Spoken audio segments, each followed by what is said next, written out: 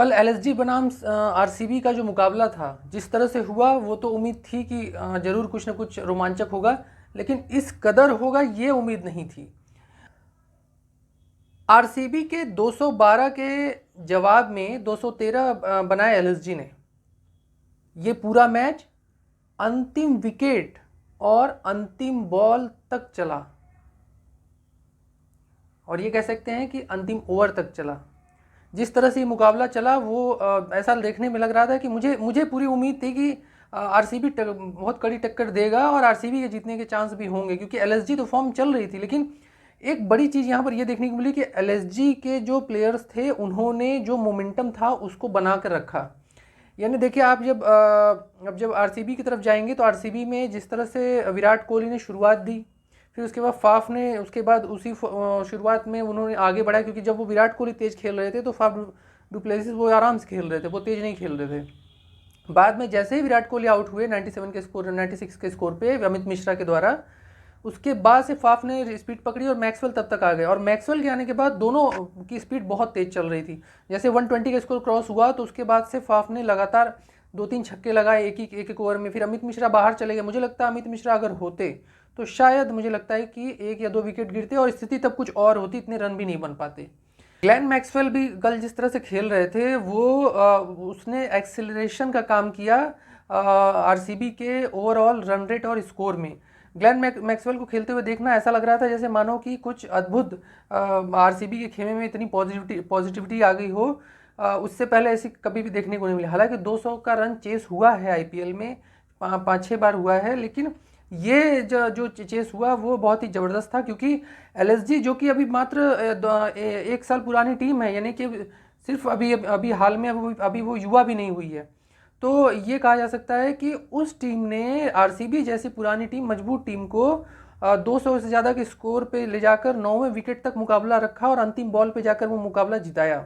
खासकर जब आप ये देखेंगे कि जिस तरह से कल 3 विकेट गिरे जल्दी जल्दी 23, 24, 25 के स्कोर पे एलएसजी के, तो उस समय बड़ा लग रहा था। लेकिन जैसे स्टॉनिश आए तो स्टॉनिश वो केएल राहुल के साथ वो लगे रहे, और मुझे जब वो शून्य पर जब उनका आप देखेंगे कि उनका विकेट गिर गया होता, मोहम्मद सिराज ने जो कैच छोड़ा, उस दौरान अगर वो आउट हो गए होते तो मुझे लगता है ये स्कोर नहीं हो पाता, क्योंकि केएल राहुल सिर्फ 18 उन्होंने बनाए थे और टीम 100 के पार गई, तो वैसे ही वो आउट हो गए।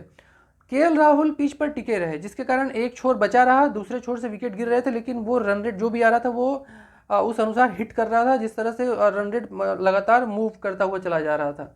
फिर लास्ट में वही उसी का फ़ायदा मिला, और जिस तरह से फिर पूरन आए, निकोलस पूरन, उन्होंने हालांकि विकेट कीपिंग उनकी अच्छी नहीं रही थी पूरन की, उन्होंने कैच छोड़े, लेकिन बैटिंग उन्होंने ज़बरदस्त की। और स्टॉनिश के ही जो मूवमेंट थी, मतलब जो एक मोशन था बनाया हुआ, उसको उन्होंने आगे बढ़ाया, और बहुत ही ज़बरदस्त, मतलब आप देखिए छक्के इस तरह से लगा रहे थे कि जो जिस तरह से वो एक पैर पर बैठ कर उन्होंने लगाया, जो पहला छक्का आते ही, वो बहुत ही ज़बरदस्त था। फिर उसके बाद लास्ट में जब आप जाएंगे तो लास्ट में जब उनकी बैटिंग देखेंगे तो एक चीज़ आपको देखने को मिलेगी, वो ये कि जब आउट होने से पहले निकोलस जब पूरन ने एक छक्का लगाया था, वो छक्का क्योंकि वही जो वैलिड छक्का था, उसके बाद से जो प्लेयर्स थे उन्होंने 1-2 लेना शुरू किया और चौके लगे।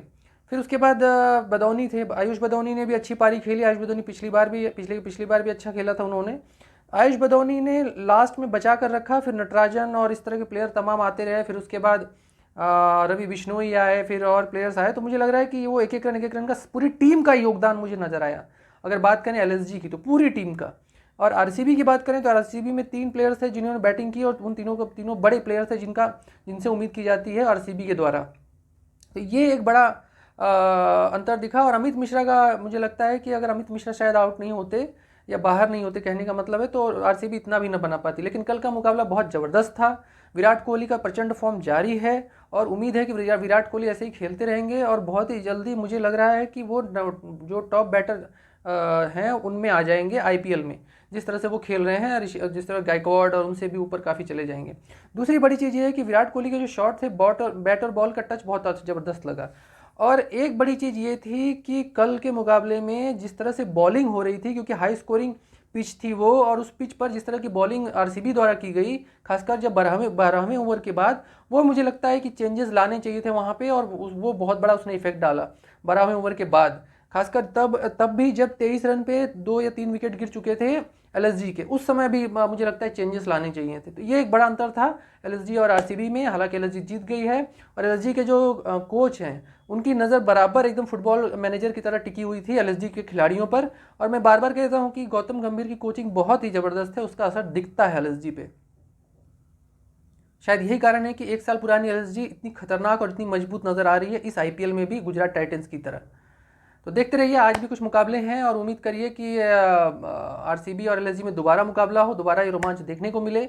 और विराट कोहली की बैटिंग का इसी तरह से आनंद लेते रहिए। और तमाम जो खिलाड़ी हैं, तमाम जो बॉलर हैं, तमाम जो बैटर हैं, वो इसी तरह से अच्छी जो स्पोर्ट्स स्पिरिट है वो दिखाते रहें, क्योंकि एलएसजी स्पोर्ट्स स्पिरिट में यानी फेयरवेल में नंबर 1 पर है। तो देखते रहिए, आज का भी मैच है कुछ।